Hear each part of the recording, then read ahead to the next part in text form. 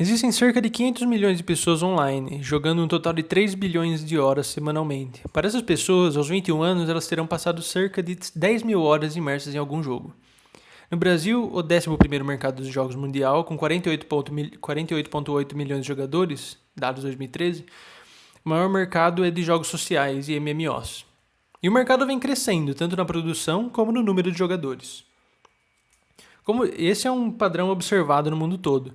Como disse Eduardo Castronova, professor em telecomunicações da Universidade de Indiana de Bloomington, nós estamos testemunhando um êxodo para mundos virtuais e ambientes de jogos online. A gente pode utilizar essa ferramenta para ensinar? É uma pergunta interessante. Para ensinar física. Existem diversos exemplos de mídia de entretenimento que são utilizados para ensinar, ou pelo menos para criar interesse, como filmes, séries como Cosmo através do buraco de minhoca e documentários. Mas o tratamento tem que ser diferente na hora de montar uma aula com um jogo como base. Nessa área de aplicação de jogos como ferramenta de desenvolvimento social, Jane McGonigal classifica algumas características de jogos como um instrumento de motivação e aumento de produtividade, como um instrumento de como uma rede social em si, como um instrumento de recompensa, escapismo e imersão, e principalmente como um ambiente de aplicação em prática de lógica e solução de problemas. Então, se nós temos um grupo de pessoas que tem, em sua base educacional, uma sede por solução de problemas, por que o mesmo não pode ser aplicado em sala de aula? Primeiramente, a gente tem que entender que existem diferentes métodos de adaptação de uma aula. Por exemplo, existe Game Based Learning, GBL para ficar mais curto, que já teria o objetivo de transformar um jogo em uma oportunidade de aprendizado. O GBL tem como objetivo fazer de jogos uma aula e uma motivação para os alunos, além de apresentar e ensinar conceitos novos. Outro método que é observado, que também é uma técnica de marketing, é o processo de gamificação, ou, traduzindo, ludificação, que tem como objetivo tornar um processo ou ação em um sistema de recompensas. Pode ser visto negativamente, mas existem alguns sistemas que já tiveram bons resultados. Uma adaptação interessante de aulas foi a consideração de notas como pontos. Ao invés de colocar um limite para a nota, apresentar os alunos com um teto para alcançar, trabalhos são considerados como tarefas realizadas e são concedidos pontos ao aluno. Então ele progride. Isso dá uma sensação de progresso, como eu acabei de dizer, e uma sensação de recompensa na aula ao invés de uma obrigação cumprida. Essa diferença, então, entre os dois, GBL e Gamification, é que GBL transforma o jogo numa aula. O Gamification transforma a aula num jogo. Então eu vou focar mais no GBL, que é mais uma ferramenta nossa. Um dos objetivos de GBL é criar no aluno comprometimento e interesse dentro e fora da sala de aula. O professor nesse sistema tem o papel de guia. O aluno ainda progride pelo jogo por si só, sendo orientado pelo professor, mas aprendendo com os próprios erros e adaptando seu método para a próxima tentativa. Que pode ser visto como um abandono do aluno para que aprenda sozinho no jogo.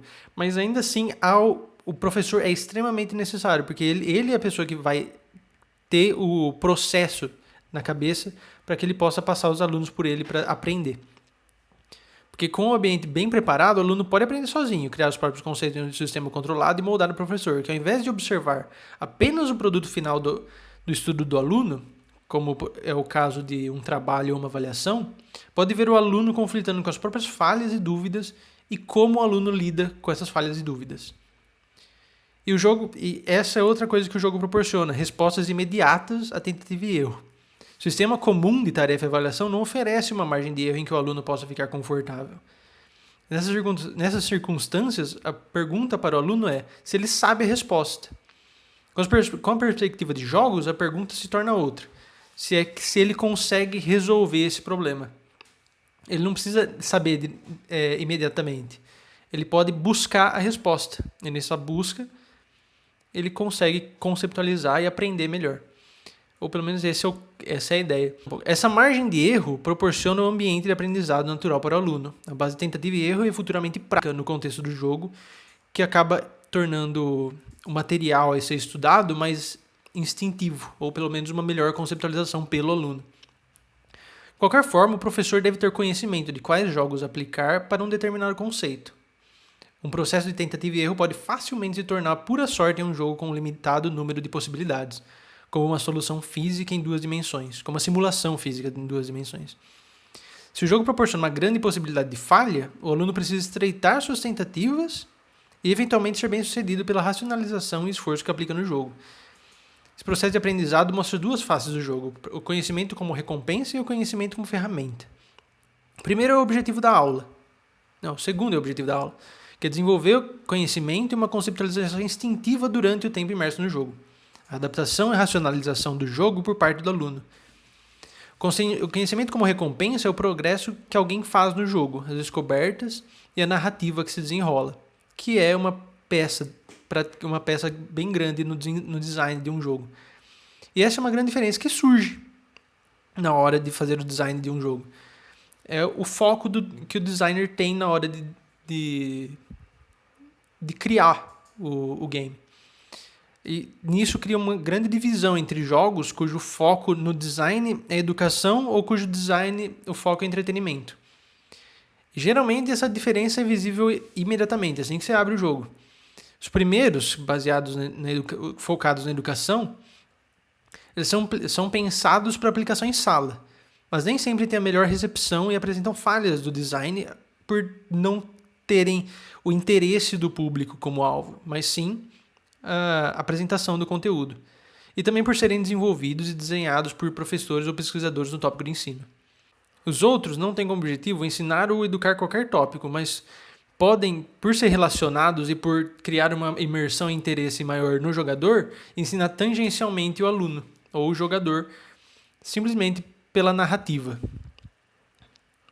Ao fundo eu já deixei alguns vídeos sendo passados de alguns jogos que eu achei interessantes. Por exemplo, a Slower Speed of Light, desenvolvido pela MIT Game Lab, que seria mais uma ferramenta de visualização do que um jogo em si, porque é simplesmente coletar orbs, coletar bolinhas, como vocês devem ter visto em algum momento. Mas ele apresenta, por exemplo, efeitos relativísticos com simplesmente um jogo, em que você anda de um lado para o outro, coleta bolas, mas você observa alguma coisa que de outra forma seria abstrata demais para o aluno.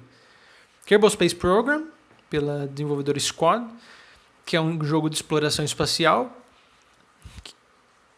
que é um dos melhores simuladores, mas que dá uma liberdade muito grande, desde o design de uma nave espacial, de um foguete, até a manutenção de estações e exploração de outros planetas. Você acaba tendo um simulador que não é um simples simulador, ele dá o objetivo em si e dá a dificuldade em si. Portal 2, pela Valve, que é simplesmente um simulador físico, simples, mas é interessante, é um jogo que cria bastante interesse pelo aluno, cria bastante envolvimento pelo aluno.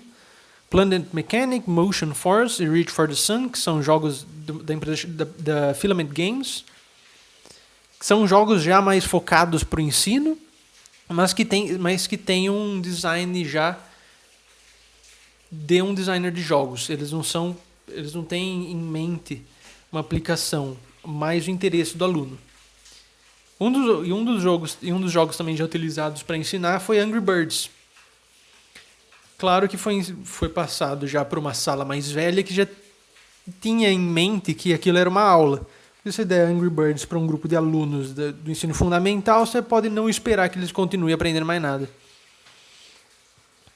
Resultados da aplicação de jogos como uma base de ensino foram favoráveis, foram bons. No caso dessa Filament Games, elas já fizeram um processo e comprovaram um aumento de 10% no desempenho de alunos.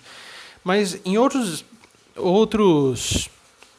experimentos em sala, observaram que também os alunos desempenharam melhor em tarefas práticas e uma melhor nota em geral, mas desempenharam pior em exames escritos e uma menor participação em aulas, por exemplo, no âmbito social. O que acaba criando validando aquele estereótipo do jogador isolado. Porque a maior parte dos jogos apesar de muitos jogos sociais, a maior parte dos jogos de ensino acaba tendo como foco o jogador individual, não um grupo. Apesar dos resultados, basicamente, os resultados são positivos, existem os efeitos colaterais, mas os resultados são positivos. Ainda existem diversas barreiras para a implementação de jogos como uma ferramenta sólida de ensino. Por exemplo, a inflexibilidade dos currículos, inflexibilidade de horários, preparação dos alunos, que o aluno tem que, como eu já disse, o aluno tem que ter a idade suficiente para ele ter noção de que aquilo é uma aula, não é apenas um jogo. Exceto quando ele estiver na casa dele, que aí é interessante ele continuar com interesse na matéria.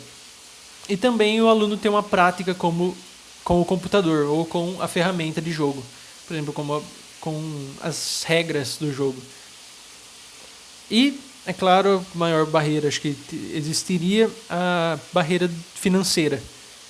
Em nenhum momento você vai aplicar uma base de jogos onde você não possa envolver toda a sala. Existem barreiras, elas não são muitas, porque praticamente 25% do Brasil já joga alguma coisa, seja no celular, seja no computador, seja num console de videogame. E os resultados são interessantes. Então, eu acredito que seja válido, pelo menos essa tomada de ensino baseado num jogo. É claro, o jogo tem que ter as características corretas, como para ser validado como um método de ensino. Mas, de qualquer forma, eu acho que acaba criando um vínculo aluno-professor que pode ser interessante, que é dificilmente criado numa aula cuja hierarquia é direta. Como disse Jane McGonigal, os jogos também nos unem, porque raramente você joga algum jogo com quem você não gosta, com quem você não tem relação nenhuma.